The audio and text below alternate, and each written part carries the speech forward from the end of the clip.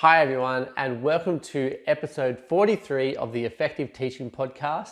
I'm Dan Jackson, and today I'm going to give you 5 ways to motivate your students to learn in your classroom. Now, the very first way that you can help motivate your students is to give them really high expectations. Now, this is something that you should be doing anyway as a teacher, setting really good expectations with your students from the very beginning. Now, obviously this applies to their general behavior and stuff in class, but I want to particularly apply it today to their learning. You should have high expectations of their learning. So if you expect more and you expect better from your students, then that makes you also kind of do more with your students, and that becomes more motivational. You do more to help them. You start to guide your students more, and they respond to this. They get motivated by this, and they get motivated to achieve for you. Yeah, and we see this in students who have parents who have high expectations as well. If their parents have high expectations of them, they tend to put in a lot more effort and that motivation to get and reach those expectations of their parents, and they will do a very similar thing for you as the teacher.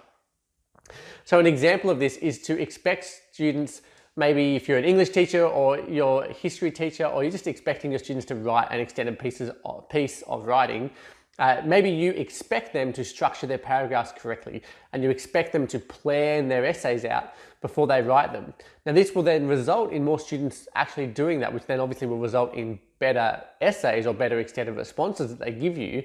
But it also results in you reminding them more, setting aside time for them to really work on this stuff, and you are teaching it explicitly to them.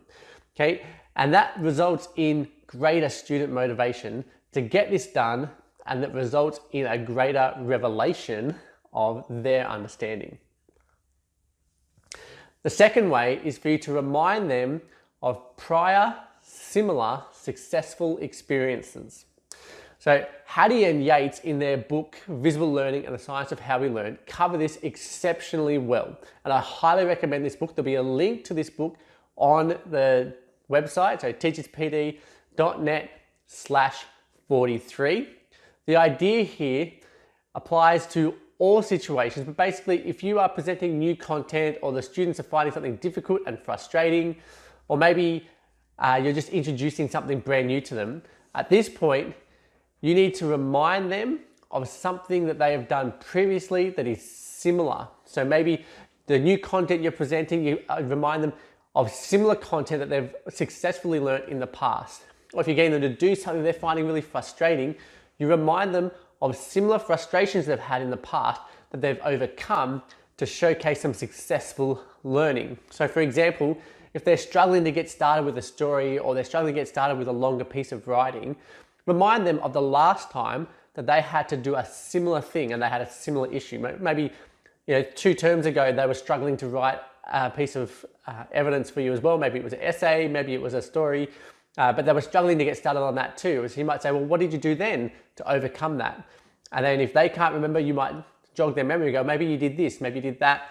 And you remind them that even though they struggled, they actually overcame that and then still produced something that showcased their learning, and where they actually did some good quality learning.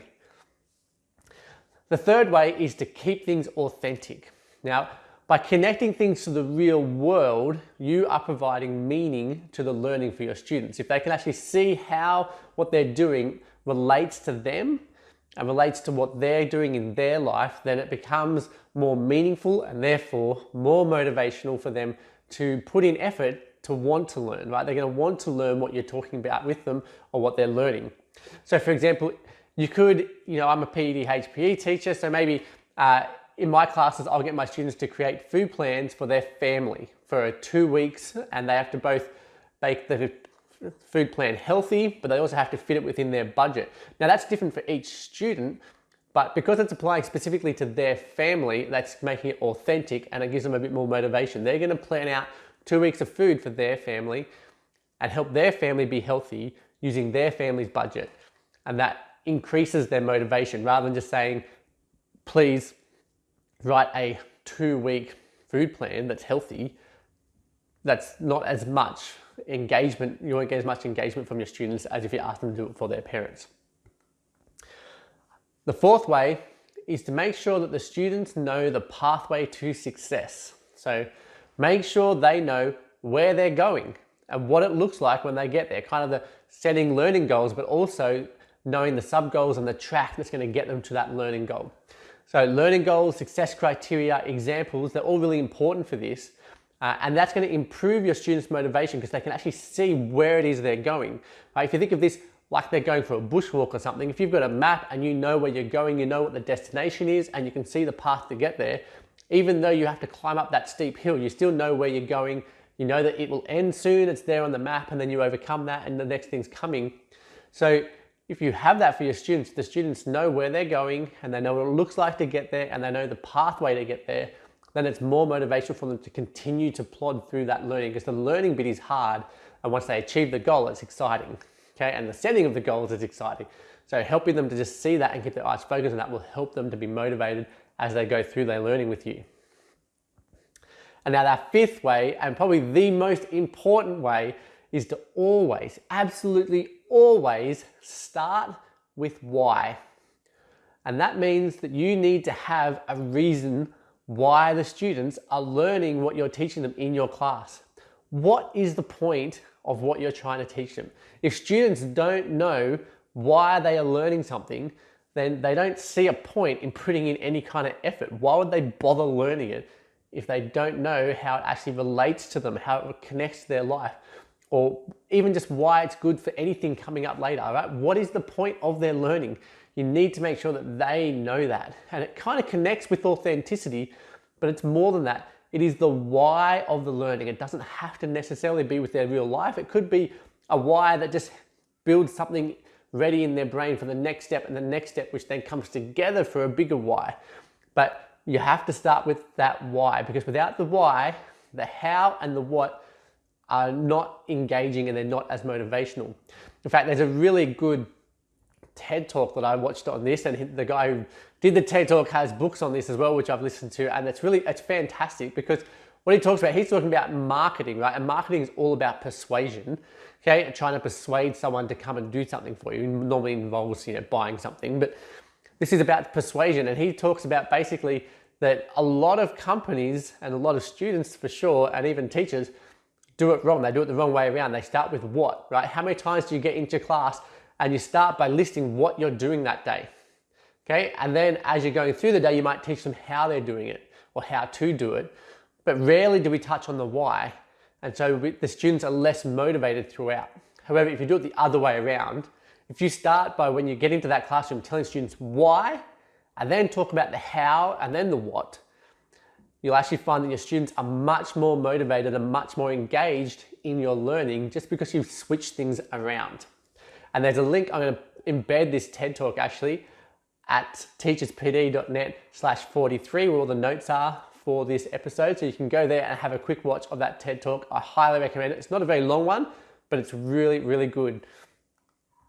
And now I do have a bonus in this episode for you. So this bonus is basically kind of reverse engineering something from Hattie's research. So Hattie tells us that the most negatively big effect size, so basically the worst thing you can do in your lesson, right? The thing that's going to make your students actually unlearn stuff is to make your learning boring, okay? And so when we're looking at trying to keep our students motivated, another thing you should really make sure you're avoiding is boredom, and the opposite of boredom is fun.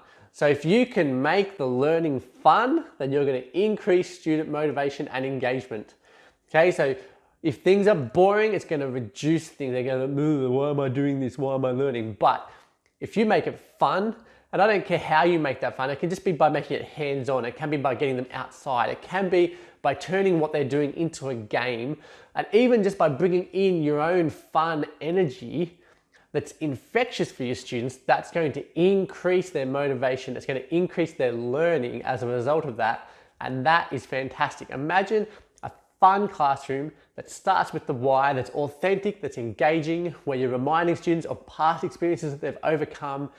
Just think how engaged your students can be in your classroom. So this week, pick one, pick all of them, I don't mind, of these strategies, and at the very least, start one of your lessons with telling your students why they're learning it and see what happens. Okay, so You want to get them motivated, you want to get them engaged. So pick one of those 5 strategies, apply it to your class this week, and then come back to me, teacherspd.net/43, and leave a comment below and tell me how it went. Did it actually increase their motivation and engagement in your lesson? I would love to know.